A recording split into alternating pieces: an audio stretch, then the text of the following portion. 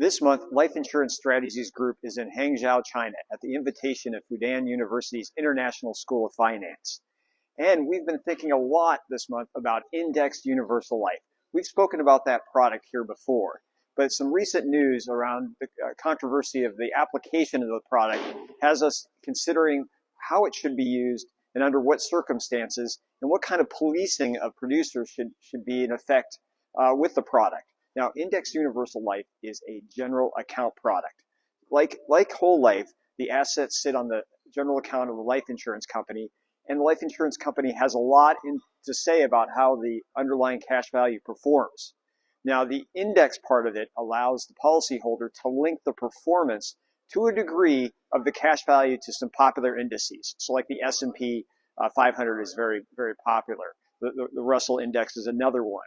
Now, you aren't really well, first of all, you aren't invested in those indexes. The carrier, through its own investments of its general account using derivatives, options, other sophisticated financial techniques, try to mirror a return on that index universal life, a return on the cash value that lets the policyholder get some of the returns in those linked indexes.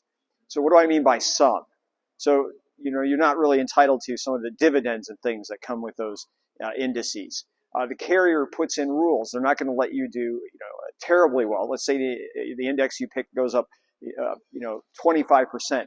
The carriers will cap the growth of the cash value. And then on the downside, they'll put in some kind of downside protection. They say, we have a 0% guaranteed floor performance in this product on the cash value. So if your indice is negative 20 for the year, you get 0. But it's not just 0. You get 0 less the policy expenses. So all the fees that go with the policy, the cost of insurance, you could really be underwater. And then lastly, one of the problems with IUL is oftentimes the product has a point-to-point determination of what the cash value will get. So if you bought it on July 1st of last year, July 1st, whatever the index had done in that year to that date is what you'll receive, subject to any caps or that downside protection. So you might have a really good year, for instance, but it might be, say, a day where Donald Trump announces tariffs and the index crashes that you're linked to.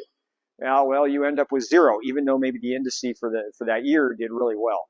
So I made this sound very dire, but in effect, it does allow people that have sophisticated knowledge of sort of the investment world to potentially do a lot better than, say, a universal life product that has right now a very low crediting rate.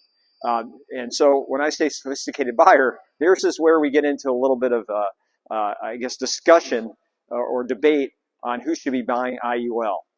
There's no doubt about it. This is a sophisticated product. And in fact, so sophisticated, we find a lot of brokers don't understand it. And as a general account product, these brokers do not have to have securities licenses, right? I just described all kinds of machinations about linking to indices, the carrier doing sophisticated investing to get those returns. But this is not a security, which is crazy. So one of the things at Life Insurance Strategies Group that we promote is that we would like brokers to have to be FINRA licensed, to have securities license to sell this product. And I think that'll knock out a lot of the producers in the field that are unsophisticated. Not all of them, but I think a lot of them who are just, let's say run-of-the-mill agents who just have state insurance licenses who haven't decided to pursue variable licenses for whatever reason. And then finally, the client buying this. In my mind, the client that would be a fit for VUL and understands everything that could happen with VUL, good and bad, would probably be the one for IUL.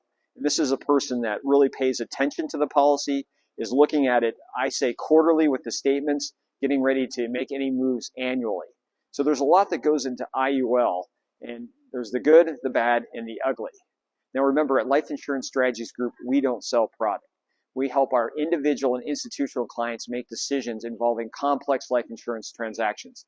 And if we can help you, reach out to us at lifeinsurancestrategiesgroup.com.